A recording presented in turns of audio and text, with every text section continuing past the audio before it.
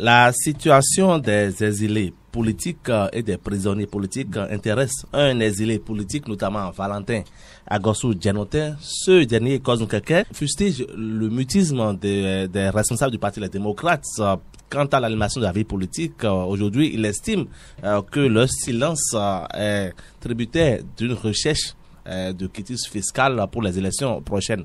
Êtes-vous d'accord avec lui? Plus ou moins, parce que vous savez, Jonathan, de son lieu d'exil, a toutes les libertés de s'exprimer. Ce qui n'est pas le cas de ceux qui sont à l'intérieur. Ce que Jonathan peut dire de son lieu d'exil, celui qui est à l'intérieur ici ne peut pas le dire. Maintenant, si Jonathan pense que c'est parce que les députés ou les opposants se sont tués parce qu'ils sont à la recherche de leur quitus fiscal, bon, je peux dire qu'il a en partie raison, parce que l'opposition au Bénin est très amorphe. On ne les sent pas. On ne sent pas l'opposition. Tel que l'opposition doit faire le travail de l'opposition, on ne les sent pas. Et on a tendance à croire même que cette opposition est complice même de ce qui se passe dans le pays. Parce que nous savons, quand on parle de l'opposition dans les autres pays, on sait ce que c'est qu'une opposition. Mais l'opposition au Bénin, on ne sait pas. Est-ce que c'est parce que Patrice Talon fait peur aussi, tant pour que ceux-là, ce qu'ils doivent dire, ils n'arrivent pas à le dire? Je ne sais pas. Donc c'est en cela que je trouve que Jonathan a peut-être raison de dire que c'est parce que ces derniers sont à la recherche de leur quitus fiscal, parce que peut-être en attaquant trop le pouvoir, ça peut être des raisons pour le ministre de l'Intérieur ou bien ceux qui doivent donner les pièces de les écarter. Et quand on va les écarter, c'est qu'ils ne pourront pas aller aux élections législatives ou présidentielles. Vigile avancée avec les moyens répressifs mis en branle par le président Patrice Talon contre l'opposition béninoise aujourd'hui, ceux-là qui se taisent n'ont-ils pas raison de se taire? Vous savez qu'ils n'ont pas raison, évidemment. vous savez qu'ils n'ont pas raison. Ou du moins, s'ils veulent vraiment gagner, s'ils sont vraiment une opposition. Trouvez-vous normal que à presque un an du scrutin ou des élections générales de 2026, qu'on ne sache pas véritablement c'est quoi l'opposition, sur quel pied elle danse, où est-ce qu'elle va, en quoi elle représente une alternative? Rien. On ne sait pas, Vous pensez que en de pareilles circonstances, vous allez respecter le tempo de votre adversaire, le tempo qu'il imprime, n'est-ce pas, au jeu, et pouvoir gagner le jeu? Vous qui êtes journaliste sportif, par ailleurs, vous pensez que ça peut aller ainsi? Patrice Talon avait déjà dit que les jeux seront, sinon la compétition sera normalement ouverte à 6 mois des élections. Est-ce que c'est pas une manière quand même pour lui de dire personne ne parle chez moi? Deux choses. Oui. Patrice Talon n'est pas le code électoral, il n'est pas la loi. Même s'il est président de la République, et comme les gens aiment à le dire, institution qu'il est, il n'a pas le droit de créer une disposition du code électoral ou une disposition des lois en dehors de ce qui est là. Oui. En disant ce qu'il a dit là, il a écrit une autre disposition. Ça ne figure pas dans le code électoral. Il n'a pas dit, quand il le dit comme ça, il ne le dit pas. Il ne le dit pas pour que les autres se taisent. Il parle de son camp. Mais est-ce que les autres également ne suivent pas le rythme comme vous le dites si bien? Il n'a pas précisé qu'il parlait de son camp d'abord. Quand il parlait, je sais bien de quoi vous parlez de son entretien. Le 23 décembre 2000. Exactement. Donc, il donnait l'impression de dire, bon, voilà comment ça va se passer. Mais il n'a pas pu faire inscrire ça dans le code électoral, bien qu'il ait la latitude avec sa large majorité au Parlement de pouvoir écrire ça, apporter ça dans le code électoral. Donc, première chose, c'est une faute d'avoir dit ce qu'il a dit. Mais ça n'a ému évidemment personne. L'opposition, encore une fois, ne s'en est pas saisie. Ah oui, elle s'en est saisie, excusez-moi. Elle s'est alignée Puisque c'est ce que nous constatons, elle s'est alignée. C'est vous qui dites qu'elle parlait, que Patrice Talon du moins parlait à ses ouailles, il parlait à son camp, mais l'autre camp aussi a saisi, il dit, ah, six mois, donc, ils attendent aussi 6 mois. D'accord? Donc, vous pensez que une telle opposition qui délibérément est à la recherche du salut, de à quoi s'agripper, oui, pour pouvoir aller de l'avant, comment tenir le bon bout, n'est-ce pas? Vous pensez qu'une pareille opposition, ça peut mordre, ce n'est de la poussière? Moi, je ne crois pas, je ne pense pas, de la petite expérience que j'ai de la politique, cela ne réussirait pas. Et une opposition ne peut pas se saisir, n'est-ce pas, de ce rythme. Voilà ce dont je parle. C'est donner le rythme. Ce n'est pas en le faisant ainsi. On a l'impression que l'opposition n'a pas de ressources. Et quand vous parlez avec eux, vous discutez avec eux, c'est plus pitoyable parce que vous dites peut-être que le silence est stratégique. On le fait exprès, mais non, c'est pas du tout rassurant. C'est pas du tout rassurant. Ce que vous écoutez. Non, c'est pas du tout rassurant. Voilà. Cause quelqu'un, avant de revenir sur la présidentielle, sur les élections générales de 2026, il y a quand même de l'actualité, il y a quand même de quoi opiner dans le pays. Il y a beaucoup d'affaires quand même qui ont secoué le régime de la rupture. Pourquoi est-ce que ces opposants ne se sont-ils pas inspirés ou bien ils n'ont pas d'argument quand même pour attirer l'attention du peuple sur ce qui se passe aujourd'hui? Non, mais je pense que c'est de ce comportement que Jonathan parle, parce qu'il sait que il y a de quoi que les opposants se prononcent. C'est-à-dire il y a beaucoup d'actualités dans le pays. Il y a des sujets que les opposants peuvent aborder. Prenez le cas simple de l'honorable Azanahi. Vous voyez comment à chaque occasion il saisit toutes les occasions pour se prononcer. Alors, mais pourquoi, comme candidat Azanahi, pourquoi pas les députés démocrates? Et là, à travers leur comportement... C'est pas seulement les démocrates, il y a aussi l'autre opposition qui existe, FCB, MPL et le reste. Non, ceux-là aussi, ceux que vous avez cités, je peux dire qu'ils n'ont pas, ils sont sans voix. Parce que de leur position, il y a des choses qu'ils ne peuvent pas dire. Mais les députés qui ont l'humilité parlementaire d'abord, et qui sont en droit de se prononcer sur des questions, ne peuvent pas se taire face à certaines situations, face à certaines actualités dans le pays. Mais on ne les sent pas. Et ça m'amène à dire que Jonathan a véritablement raison. Parce que chacun se dit, ah, non, je ne vais pas dire, ah, ce n'est pas moi qui vais dénoncer ça. Sinon, bon, comme j'ai encore l'ambition de remplir, bon, à cause de ce que je vais dire aujourd'hui, ça peut aller contre moi demain. Moi, je pense que c'est ce qui se passe. Sinon, comment vous comprenez pour le discours du président de l'Assemblée nationale simplement, où les gens ont trouvé à dire, c'est Eric Mountete seul qui a eu le courage. Je ne sais pas si d'autres députés en ont parlé, mais c'est Eric Mountete seul. Encore que il n'y a pas matière là. Il n'y a pas matière. Mais après coup d'État dont on est en train de parler dans notre pays, pourquoi ces démocrates ne peuvent pas chercher à comprendre? Pourquoi ils ne peuvent pas se prononcer? Eux-mêmes, démocrates, avaient quand même été étiquetés d'une manière ou d'une autre dans des affaires précédentes. C'est l'affaire Amadougou, l'affaire Aïvo et autres affaires. Même s'ils sont cités dans ces affaires-là, et qu'il y a une autre actualité, mais c'est le moment pour eux de parler. Oui. Pour même justifier que, voilà, que comme ça, entre-temps, on nous a mêlés à des dossiers alors qu'on n'était pas mêlés. Mais, face à tout ça, on ne dit rien, on observe. Oui, on comprend. Personne ne veut dénoncer quelque chose parce qu'on estime que quand on va dénoncer, oui, ah, ça peut se retourner. D'ailleurs, on avait déjà appris, on ne sait pas si c'est réel, que même la liste là même, on sait comment ils sont positionnés.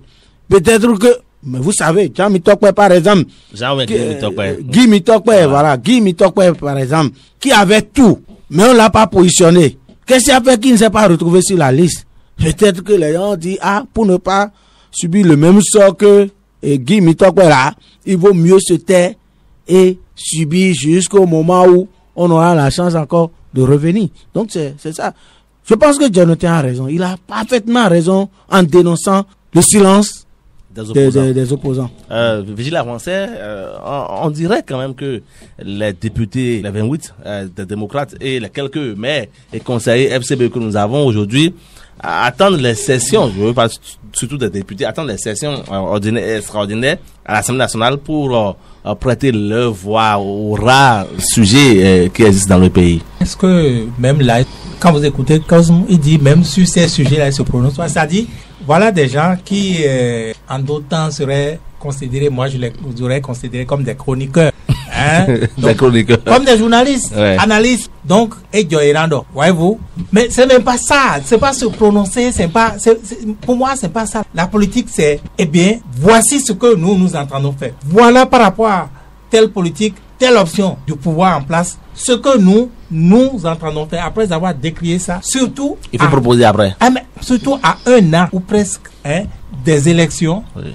on ne voit pas ce que dégage, excusez-moi d'être trivial, ce que l'opposition a entre les jambes, on ne voit pas. Hein, on est à l'ère de Balthazar, donc permettez que mon inspiration Aïe, jusque-là. aille dans les caleçons. On ne voit pas. On a l'impression que ces députés sont allés se coucher au quartier Djedjelaï. Ouais, ils attendent quand même qu'on leur donne encore 28 députés pour qu'ils puissent s'en contenter. Ils n'auront rien. Ils n'auront rien.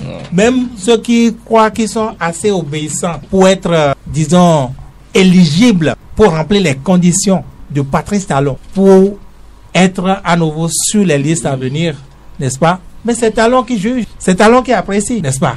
Puisque c'est lui qui émet ces critères. Et c'est lui qui, au-delà des critères, qui sait ce qu'il veut. Et c'est par rapport à ce qu'il veut qu'il émet les critères. Si vous dites, vous avez rempli tous les critères, mais la 8e législature, je la chéris, je la préfère encore à cette 9e, c'est-à-dire une législature, un parlement comme la 8e législature. Qui était monocolore. Monocolore là, il préfère ça. Surtout que le gars s'en va. Et il dit, bon, pour avoir vraiment la tranquillité assurée, hein, c'est ça que je veux. Je donne un exemple. Hein. Qu'est-ce que votre Djedjelaï là aurait apporté? Votre démarche de prudence, de caméléon, votre marche sur les yeux là, ça aurait contribué à quoi? Et puis, en quoi vous êtes une alternative pour le peuple? Ceux qui parlent de complicité n'ont pas tort. Et ils sont à la position aujourd'hui pour être vraiment complices. Parce que ceux qu'ils voient, nous, on ne voit pas. Ils sont à la position où, tous les jours que Dieu fait, ils sont avec, ne dirais pas jusqu'à dire avec Patrice Talon, mais tout au moins avec les entremetteurs de Patrice Talon. Ceux qui évaluent, n'est-ce pas, leur action publique, qui sont en mesure de leur dire oui, tel que vous menez l'opposition, ça plaît bien à ta. Donc, ils ne sont plus des députés du peuple, ils sont les députés de Patrice Talon, ils sont la volonté de... Vous voyez? Donc, ce n'est pas une attitude, n'est-ce pas, de quelqu'un ou des gens qui veulent conquérir le pouvoir. Encore que, même en l'état, quand vous voyez les règles, vous voyez l'état des lieux, est-ce que même avec une élection, ils sont en mesure de gagner? Est-ce qu'ils sont en mesure de gagner avec une élection? Non, avec les règles actuelles. Il compte sur le peuple quand même, le peuple va faire. Le peuple va faire quoi? C'est le peuple qui va changer les règles.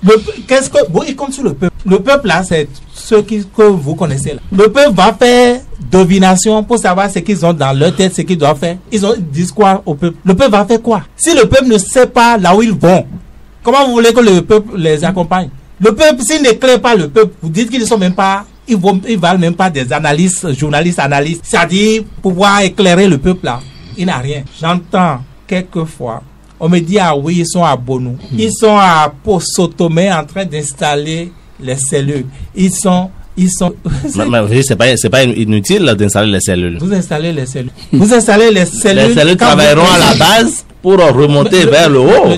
Dans 6 mois, c'est ça. 6 mois avant le scrutin, c'est ça. Non, moi je pense que il y a un problème. Oui. Et je crains qu'il n'y ait même pas de solution à ce problème, de mon point de vue. Parce que la solution doit venir des gars eux-mêmes. Mais tu ne vois pas. Tant que ça va être ce que nous voyons là, où on a peur. Ils ont peur.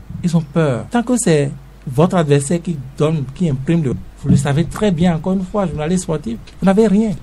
C'est lui qui a le tempo. C'est lui qui dirige le jeu. Mais c'est lui qui dirige le jeu et c'est lui qui aura la conclusion du jeu. S'il veut vous mettre 10 buts, il va vous mettre 10. Quand il va vous mettre les 10 buts, s'il aurait pu mettre 20, il dit les gars, calme, ce sont des amis. Abimene aussi vient à Yega. Non, moi j'ai comme impression que ce qui se passe, c'est ce qu'on a mis sur la liste des démocrates, c'est le contrat qu'ils ont signé. Je vous envoie, mais vous ne parlez pas. J'ai comme impression. Et tout Béninois peut constater avec moi que c'est le contrat. Mais on en voit qui parlent, qui font des sorties, c'est sporadique pour s'exprimer sur des sujets. Ça, c'est des sorties des opposants, ça. Dans le contexte béninois, les sorties que vous voyez là, c'est de face. Ce n'est pas des sorties d'un opposant. Quand vous voyez les opposants sortir ou bien faire des déclarations, ce n'est pas ce que le peuple qui peut-être à un moment donné s'est vengé pour qu'il soit là. Ce n'est pas ce que ce peuple-là veut d'eux. Oui, mais Cosmo. Mais quand vous parlez du peuple, oui. Le peuple qui les a mandatés, qui les a envoyés, les a vus faire. Vous pensez que ce peuple-là, spontanément, va le faire tel qu'il avait fait la dernière fois? Mais Cosmo, aujourd'hui, ceux qui sont là aujourd'hui, qui passent leur temps à passer de commune à commune pour dire qu'ils installent cellules-là. Ils avaient combien de cellules quand le peuple les a envoyés? Ils avaient combien de cellules? Ils avaient des cellules où? Non, Cosmo, permettez que je vous demande ceci. Est-ce que vous ne pensez pas qu'aujourd'hui, c'est le manque de sujets d'actualité dans la République qui fait que ces gens-là ne vous parlez de manque, je ne vous laisse pas terminer. Vous parlez de manque d'actualité. Mais il n'y a pas de sujet aujourd'hui. Il n'y a pas de sujet. Le sujet, beaucoup, c'est déjà presque. Ah, il n'y a pas de sujet. Moi, le sujet, on vit, bon, voilà. Mais ils ont fait quoi? Ils ont fait quoi de ces sujets-là? On ne leur demande pas de venir rincer leur bouche sur les sujets d'actualité. D'accord? Vous demandez quoi alors? Mais qu'est-ce qu'ils ont dans le ventre? Qu'est-ce qu'ils ont en bas? Dans le ventre ou bien dans qu'est-ce qu'ils ont en bas? C'est ça qu'on veut savoir. Dans le caleçon. C'est ça qu'on veut savoir. Putain, mais Guéhi était gommé. En quoi vous êtes une garantie pour nous? En quoi vous êtes une garantie? Mais on n'est pas en campagne, d'accord? Mais c'est pas une question de campagne. Les gros sujets. Écoutez, il y a quelques mois, ils ont évoqué avec le chef de l'État l'audit de la liste du fichier électoral. Ils en ont fait quoi? Ils en font quoi à ce jour? Peut-être qu'ils sont satisfaits désormais. Mais qu'ils nous le disent au moins. Qu'ils nous le disent au moins. Ils ont posé un certain nombre de questions très justes. Mais ils en font quoi aujourd'hui? Par exemple, le code électoral, ils en ont parlé, ils avaient même des projets, je me rappelle, en avril, où ça bouillonnait à Cotonou, avril-mai, où ça bouillonnait avec les syndicalistes. Eux également, ils avaient un projet de contestation du code électoral. J'ai dit mai, juin, juillet, août, septembre, octobre, novembre. Et ils ont disparu. Et le calendrier est là. Alors que l'autre, il a déjà arrangé son code, il est tranquille. Et il sait que le temps est en sa faveur, le temps joue pour lui. Voyez-vous? Ils attendent quoi? Que la société civile vienne faire le travail. Ils attendent que la société civile, parce que au moins nous avions vu les religieux, notamment l'Église catholique qui a fait des propositions, mais qui est devenu l'ennemi peut-être de ceux qui sont là aujourd'hui, parce que l'Église ne fait pas de la politique, oui. Mais l'Église, au moins, l'Église catholique a eu le courage, de faire des diagnostics et de faire des propositions. Au moins, c'était même une occasion pour ces députés qui sont là de surtout saisir des résolutions, des propositions faites par l'Église catholique pour dire, voilà encore, si c'est nous qui avions parlé de ça, vous allez dire que c'est parce que nous sommes politiques. Voilà encore d'autres personnes qui en parlent. Et tenez, Dieu, on ne sent même pas si... C'est peut-être quand les journalistes parlent de code électoral qu'eux-mêmes se rappellent qu'il y a quelque chose qu'on appelle code électoral et qui est là et qui les guette. Ils ne font rien. Et vous dites qu'il n'y a pas de sujet à mort. Moi, je pense que c'est eux qui devraient chercher ces sujets. Juvisy l'a dit. On n'a pas besoin forcément d'attendre qu'il y ait une actualité dans le pays, un événement dans le pays pour sortir ou bien pour... Ils devraient être sur le terrain à tout moment. À tout moment. Encore, je vous dis on n'est pas encore en campagne. C'est pas quelque chose de campagne. Si je leur demandais d'aller mobiliser la population pour leur cause, ou bien aller dire à la population que ce que le gouvernement fait n'est pas bon et que... Non, je ne leur demande pas ça. Oui. Mais aller chercher les sujets sensibles qui touchent à la vie politique de notre pays. Vigile a donné le cas du code électoral, par exemple, maintenant. Moi, je ne vais pas me mettre à leur place pour leur chercher avec, parce qu'ils savent pourquoi le peuple les a envoyés au Parlement. Et c'est parce que le peuple les a jugés capables. C'est pourquoi ce peuple-là les a envoyés au Parlement. Ils ont fait quoi? Ils n'ont rien fait. Ils n'ont même pas fait campagne avant de se retrouver au Parlement. Ils n'ont même pas fait campagne. Mais dites-moi, entre les trois formations politiques qui sont là présentement au Parlement, dites-moi si les démocrates ont véritablement fait campagne à côté des deux autres partis politiques. Je dirais même que l'UP et BR là, Ils se sont même battus sérieusement sur le terrain. Ils se sont attaqués sérieusement. On n'a pas vu les démocrates. Parce que même là, ils ne s'attendaient pas à avoir... Mais c'est le peuple qui s'est vengé pour eux. Voilà. C'est le peuple qui s'est vengé pour eux. Et ils attendent que ce peuple-là revienne pour se venger pour eux. Non, ça va. Ils n'auront pas ça prochainement. S'ils ne se lèvent pas. Parce qu'on les a vus à l'œuvre. On sait qu'ils ne sont pas capables.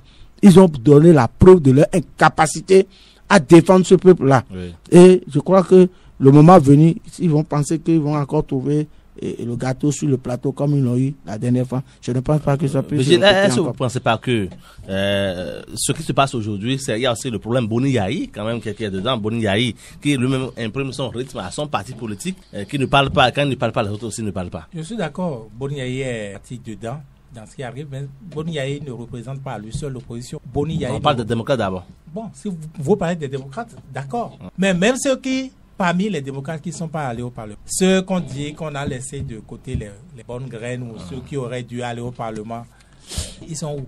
Ils sont où? Vous avez raison de parler de Boni Yayi. Boni Yayi, c'est à plusieurs dimensions. C'est d'abord sa gouvernance. Chef de file de l'opposition, c'est ce qu'il est capable, c'est la copie qu'il est à mesure de présenter que nous avons. C'est ça. C'est avec cette copie-là qu'il va rendre à l'enseignant qu'il va passer en classe supérieure, qu'il va gagner les élections à venir. Vous pensez, ce que nous disons, c'est lui.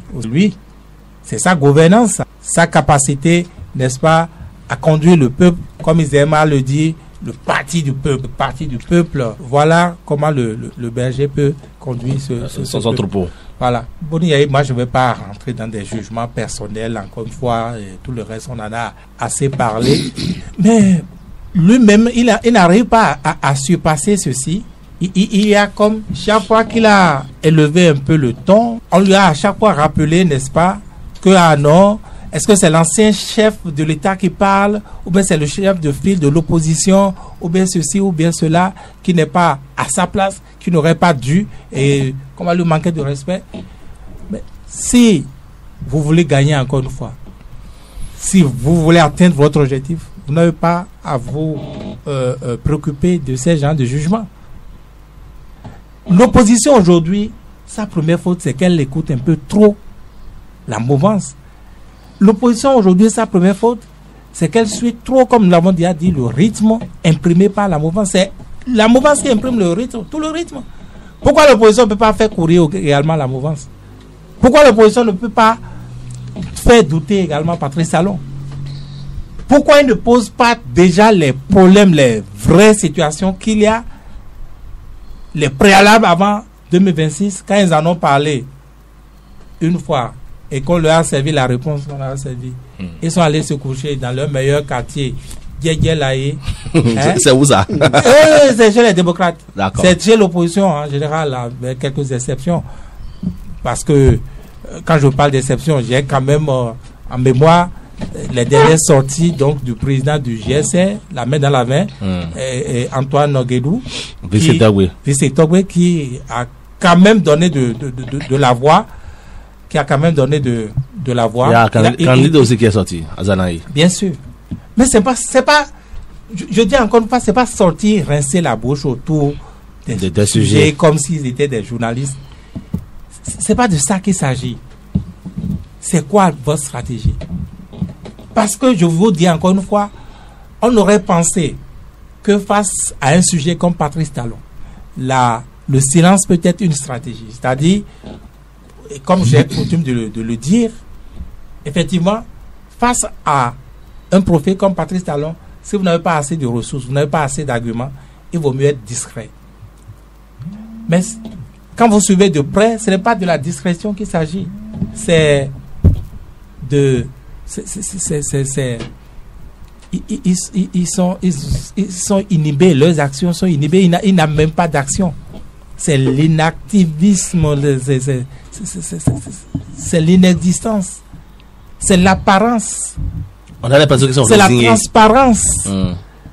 Et s'ils sont résignés, ils se contentent de ce qu'ils sont aujourd'hui en espérant que demain sera meilleur, en espérant que, comme vous l'avez dit tantôt, que le peuple va leur porter une main de secours, en pensant que oui, Patrice Talon est impopulaire, et s'il est impopulaire, c'est que c'est nous qui sommes populaires. Oui. C'est une illusion. Parce que à cette allure, ce qui va encore une fois se constater pour les élections générales, c'est le taux d'abstention qui va gagner.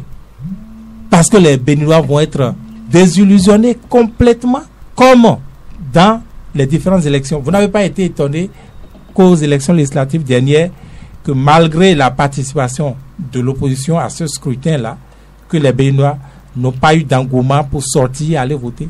Vous n'avez pas été étonné? Ça va continuer. À cette allure-là, encore une fois, c'est le taux d'abstention, c'est la participation qui va continuer à être faible. Parce que moi, je suis persuadé, j'attends qu'il me dira le contraire, que Patrice Talon a fait sortir les siens.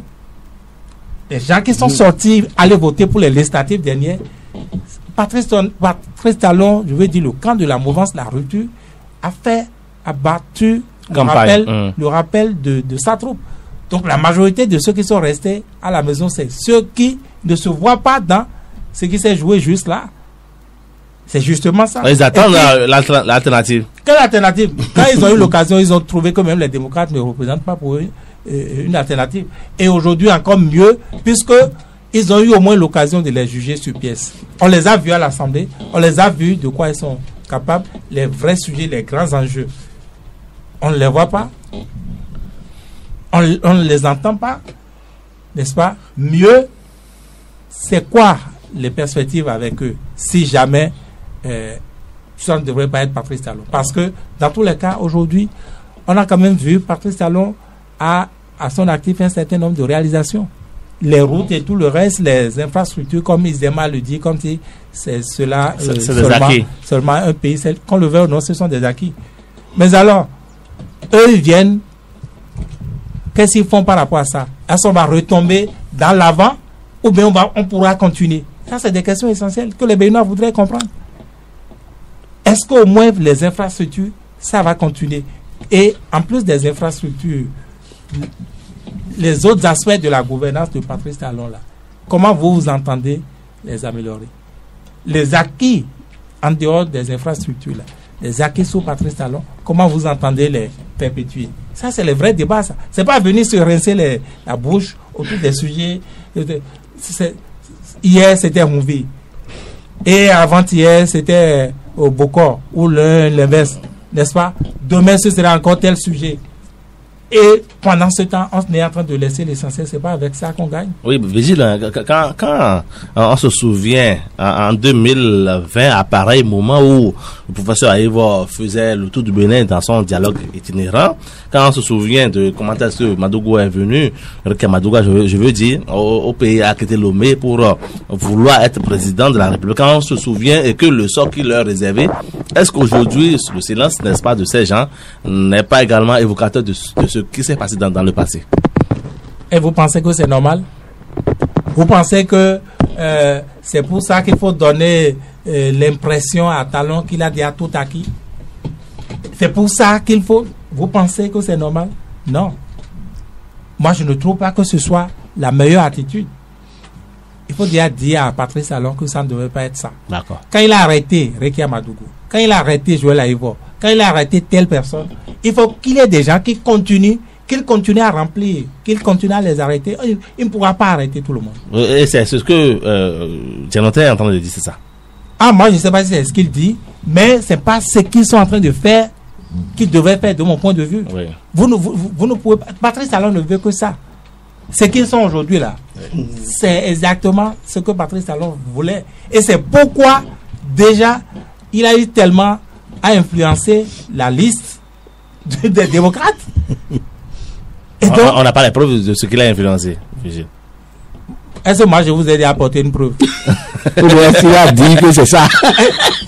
Je vous ai apporté une preuve. Du tout pas. Bon, est-ce que je vous ai demandé de vous apporter une preuve? Du tout pas. Donc ne vous fatiguez pas. D'accord?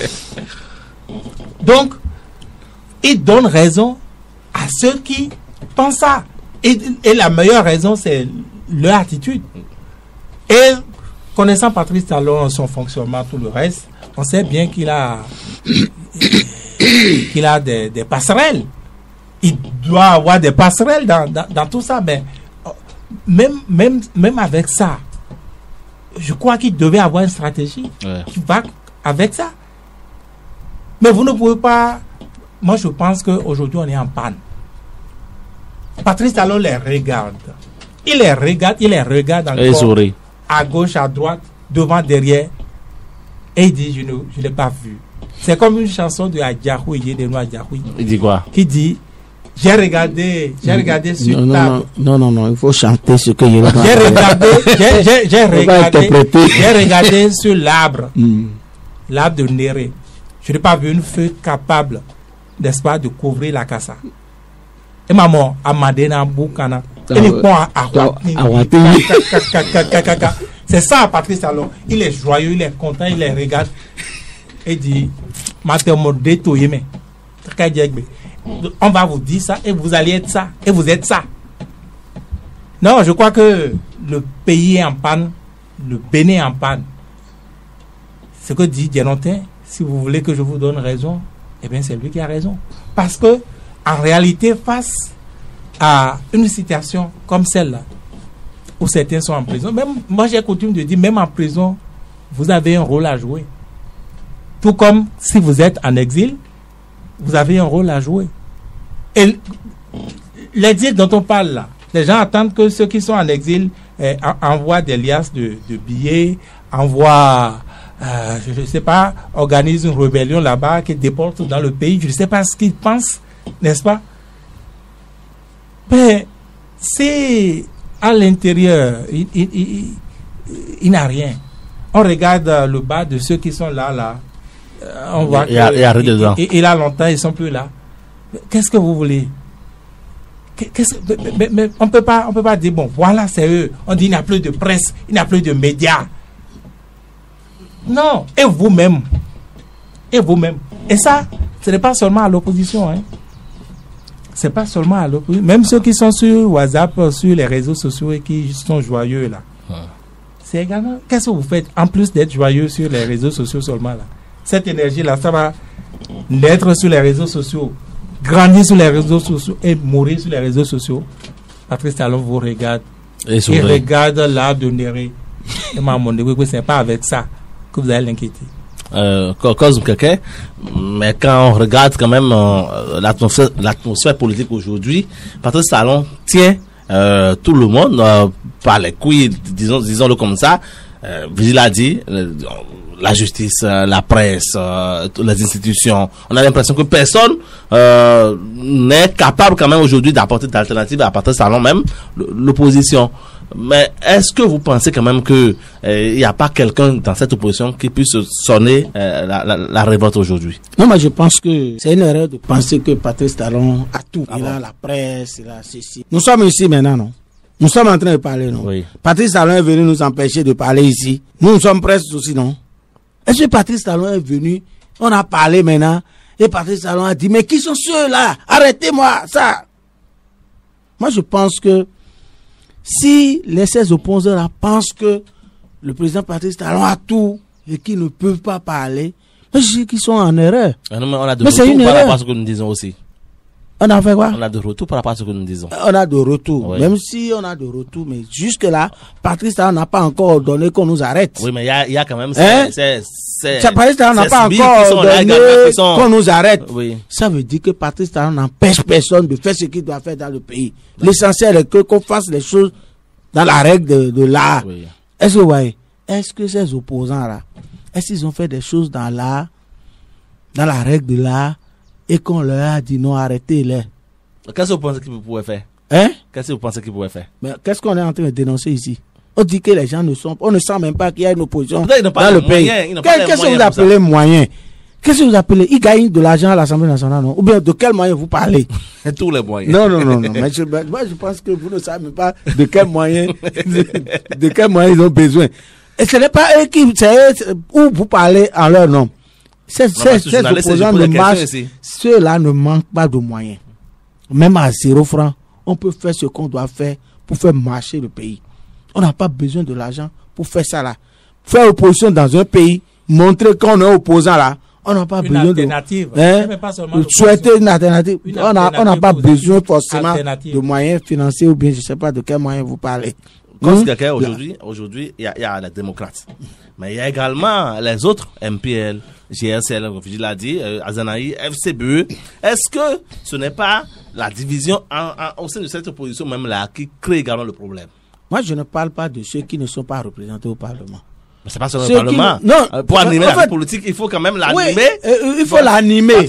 Mais le pouvoir que ceux qui sont au Parlement, avec leur humilité parlementaire, au moins, et les moyens qu'ils gagnent aujourd'hui, vous ne pouvez pas dire que ceux-là peuvent avoir le même comportement que ceux que vous avez cités tout à l'heure, c'est-à-dire MPLL ou bien Azanaï.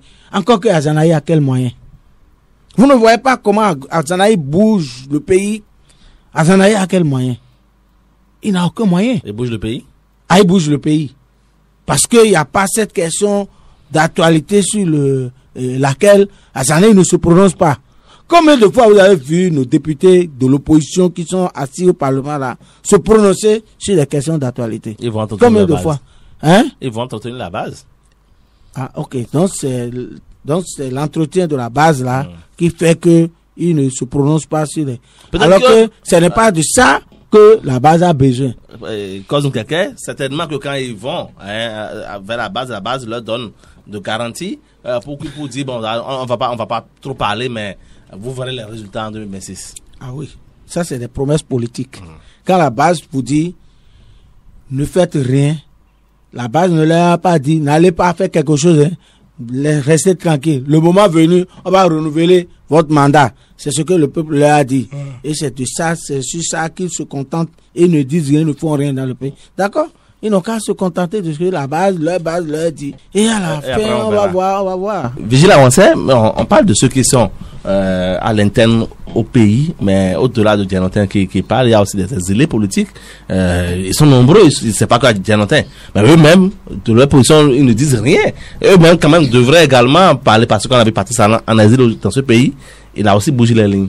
Puisque vous en parlez, il faut décerner une pièce chandelle à Djanotin. Parce que, de tous, effectivement, c'est le seul qui est en mesure de vous apporter de l'éclairage, de se prononcer, comme vous dites là, sur les choses, de se prononcer sur les sujets. Et Djanotin a quel moyen?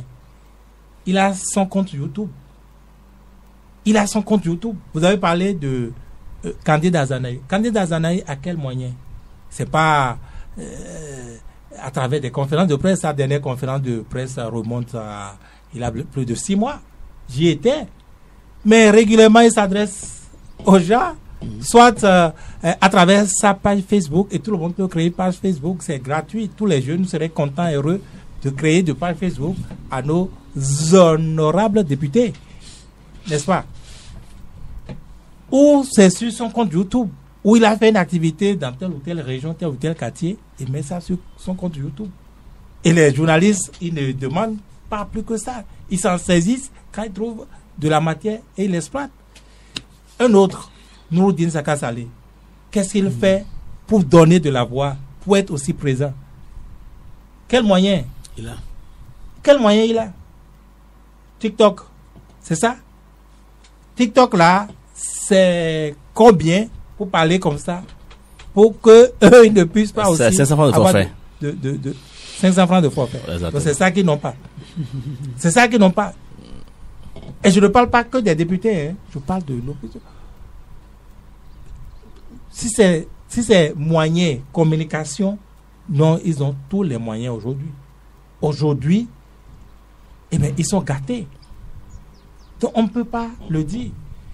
En réalité, c'est l'inaction. Est-ce que c'est le traumatisme? C'est le traumatisme en partie et la complicité par ailleurs avec ceux qui sont censés dénoncer, n'est-ce pas? C'est ça le mal. Quand vous dites, nous on parle quand même ici, mais nous, je ne vous ai pas dit. Je vous ai peut-être pas au courant. Tout le monde n'est pas au courant. Mais on a, Cristal est en instruction à la HAC. Le mardi prochain, le 12 là. Mais est-ce que ça nous empêche de parler de ce sujet, de dire exactement ce que nous pensons?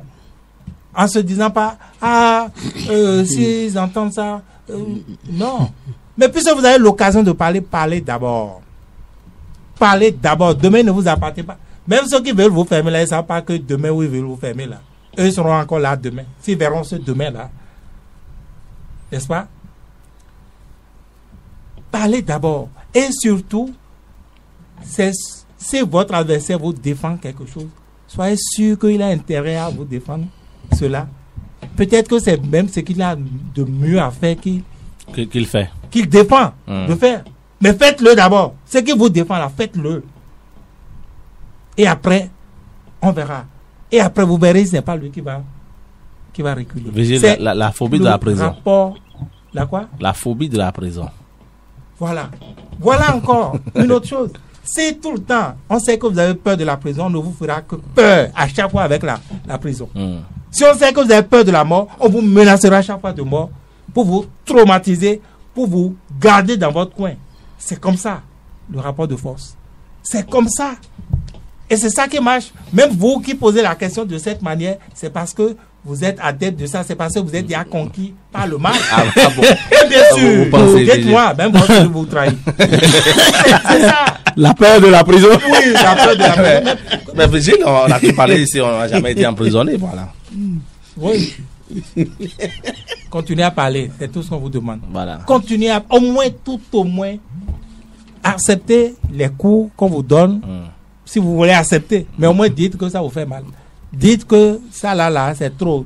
Il faut diminuer un peu. Comme on dirait au commissariat, café au lait, non. Enlève un peu le lait là, c'est trop. Le sucre là, il faut diminuer. Voilà. Cause bon, voilà, on parlait de ceux qui sont à l'interne, mais ceux qui sont aussi à l'externe, ils font presque rien. À part Djenotin qui sait quand même de parler. On a quand même Léadis Oglo, on a Komi Koutié, voilà, quelqu'un qui a quand même les moyens et qui peut parler. On n'en parle même pas. L'autre, Sébastien Diavon, on a l'impression que lui, il est résigné complètement. Et d'autres personnes qui sont là, mais qui ne disent rien, voilà. Non, il faut comprendre ceux qui sont à l'étranger et qui ne disent rien. Moi, je pense que leur préoccupation ou leur souci présent, c'est comment faire pour survivre à l'exil. C'est peut-être que ça. Parce que vous ne pouvez pas savoir ce que ça coûte. Leur exil, ce que ça leur coûte. Le logement, le loyer, alors que vous n'avez pas un emploi, peut-être fixe là-bas. Donc, ceux qui sont à l'étranger et qui ne parlent pas, moi, je ne leur trouve pas tort, hein. Parce qu'ils n'ont pas forcément les mêmes moyens. Oui, mais ils n'ont pas forcément les mêmes moyens. Et puis, ce qui se passe. Mais j'ai dit tout à l'heure, pour créer un compte YouTube, c'est pas grand chose. Il faut avoir la paix du cœur avant d'aller créer un compte. Ils demandent à ce que les gens qui sont ici militent pour eux, pour qu'ils reviennent, c'est ça. Non, mais c'est normal, ceux qui sont ici qui vont militer pour eux. Parce que de là-bas, quel pouvoir ils ont?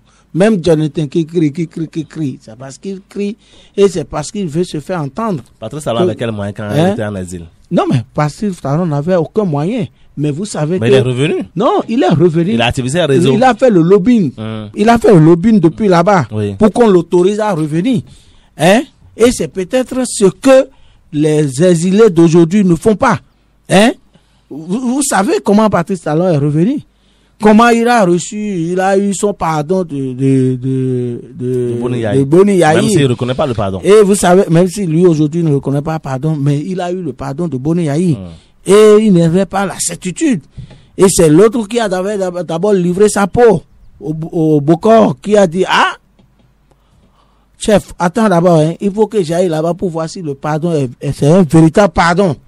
Et c'est lui qui est d'abord revenu. Et il a sondé le pays. Et il a vu que le pardon était sincère. Et il lui a demandé de venir maintenant. Il est venu. Il n'a rien eu. Donc c'est pour vous dire quoi? C'est pour vous dire que depuis là-bas, lui faisait son lobby. Maintenant, comme ceux qui sont en exil n'ont pas encore un souci de briguer la magistrature, ils ne pensent pas à ça pour le moment. Ils savent que ceux qui sont à l'interne peuvent faire le travail. Et quand ils vont faire le travail, ils peuvent revenir maintenant pour continuer avec eux. Mais pour l'instant, il faut avoir la paix du cœur d'abord, avant de penser d'y créer, quand on veut créer un compte YouTube ou bien Facebook et parler tout le temps. Non. Mais Jonathan, lui, il se voit comme un acteur politique. C'est pour cela, et il a été ministre de la République dans le pays. C'est pour cela, les autres n'ont pas été ministres, anciens ministres. C'est l'autre seul, Komi Koutié, en dehors de Komi Koutié. Mais il y a quand même, ils sont nombreux, hein. Ils sont nombreux. C'est peut-être qu'ils ne sont plus intéressés. Ils ne sont plus intéressés. Ils sont plus intéressés de revenir au pays. De revenir au pays. D'accord. Donc, il faut comprendre. Donc, c'est un choix pour eux. Mais comme Patrice Talon lui tenait à revenir, vous avez vu comment il a fait le lobbying. Oui. Donc, c'est ça. Cause que, néanmoins, des motifs d'espoir. On peut quand même espérer que ces gens-là se réveillent d'un jour à l'autre, n'est-ce pas? Non, mais si leur ambition est de revenir, si leur ambition pas seulement ceux-là, même ceux qui sont ici. Non, ceux qui sont ici, eux là, ils sont contraints. S'ils veulent toujours continuer dans la politique, ils sont obligés de faire, de changer d'épaule à leur fusil et de quitter ce train de vie et de passer à une vitesse supérieure. Oui. Parce que ce qu'ils font là, moi, j'ai peur pour leur avenir politique. Parce que Vigile l'a dit que leur silence, c'est ce que veut le prince. Et le fait de se taire, ça arrange les choses pour le prince. Donc vous comprenez, non? Donc c'est tout à fait normal que... Peut-être que mais ils n'ont pas encore compris que ce silence-là est un silence coupable. Et s'ils ne font pas vite, ils seront rattrapés tout à l'heure. Et ce n'est pas loin, hein. En 2026, il faut comprendre qu'ils avaient tort de se comporter tel qu'ils sont en train de se comporter aujourd'hui. Même à la retraite anticipée. Ils vont être mis à la retraite. Oui, Vigile, c'est la même question. Ils vont être mis à la retraite d'office, comme c'est à la mode, quoi. Et c'est ça qui est préparé. C'est ça qui est préparé. Mais ils n'en sont pas conscients. Ils pensent que c'est la meilleure attitude, n'est-ce pas, pour être à l'abri. Tout le contraire. Voilà. Cause quelqu'un, on va quitter ce studio, mais avant de partir, on va quand même dire un mot sur cette actualité aujourd'hui. C'est ce qui diffère de l'actualité, cette affaire Balthazar. On a vu circuler sur les réseaux sociaux, enfin ces vidéos. Je ne voudrais pas décrire ici, mais quand même, au-delà de tout cela, l'administration publique et privée dans nos pays, elle est devenue quoi aujourd'hui? Non, mais vous pensez qu'il n'y a pas Balthazar au Bénin? Il y en a au Bénin. Parce que si ces vidéos qui circulent aujourd'hui sur les réseaux sociaux, si ces vidéos-là n'étaient pas sorties, on ne saurait pas qu'il y a un Balthazar en Guinée équatoriale. Donc, puis que Balthazar, il y en a au Bénin aussi. Parce que je ne vais pas revenir sur ce qui s'est passé entre-temps sur une chaîne publique où une dame dénonçait des faits. Je ne sais pas si vous avez suivi l'actualité en ce moment-là avec moi. Il faut voir combien de femmes ont subi la pression dans le temps avant que celle-là n'ait le courage de dénoncer. Et comme celle-là... Elle avait dit à l'époque que ce n'est pas la première fois qu'elle a toujours été victime. C'est pour ça que je vous dis que elle n'est pas la seule à être victime de cette situation. Et il y a eu beaucoup de femmes dans cette société qui ont été victimes, mais qui n'ont pas eu le courage de dénoncer ça. Donc, quand vous parlez de Balthazar, de Guinée, là, faut savoir que Balthazar, il y en a aussi au Bénin. Vigile avancé, c'est une atteinte quand même aux mœurs et à la moralité et tout, cette affaire de Balthazar. Avant que vous vous rappelez de ce infirmier ou major ou bien cela, qui faisait des opérations aux femmes et qui... C'est un médecin, non? Qui faisait des opérations, mais qui tenait des relations intimes avec elle et filmait. Et c'est parce il avait eu la malchance, son appareil était tombé en panne. Ça s'est passé dans l'Ouémé, hein? Son appareil est tombé en panne, il a envoyé. Et c'est là où on a eu des vidéos comme... Donc, vous savez, vous avez vu que le Bénin avait déjà connu Balthazar avant que la Guinée. D'accord, Brigitte avancé. Non, je suis d'accord avec Cosmo. Il n'y a même pas que Balthazar au Bénin. Il a des bulldozers, des Balthazar. Balthazar au Bénin. Et un peu partout, hein, parce que faut pas exagérer non plus. Le pays serait tranquille. La Guinée équatoriale serait tranquille. L'Afrique serait tranquille. Le monde serait tranquille. Si, eh bien, Balthazar, Ngango ou Nganga n'avait pas commis, n'est-ce pas, des impairs liés à la corruption, à son poste administratif, et qu'on était en train de chercher, de fouiller, jusqu'à aller tomber dans son ordinateur sur ces vidéos-là. Donc, le monde était normal. Balthazar était un homme normal, n'est-ce pas? Il faisait son truc. Un père de famille tranquille, qui menait une vie tranquille avec sa famille. un collègue comme tout le monde. Voilà. Donc c'est comme ça, il en a plein autour de vous. Vous qui êtes usagers des services publics, même si vous n'êtes pas fonctionnaire de services publics, vous voyez, il en a plein. C'est l'ordinaire. Aujourd'hui, les gens ont rompu les limites ou les règles de ceci avec le sexe, notamment avec les réseaux sociaux aujourd'hui.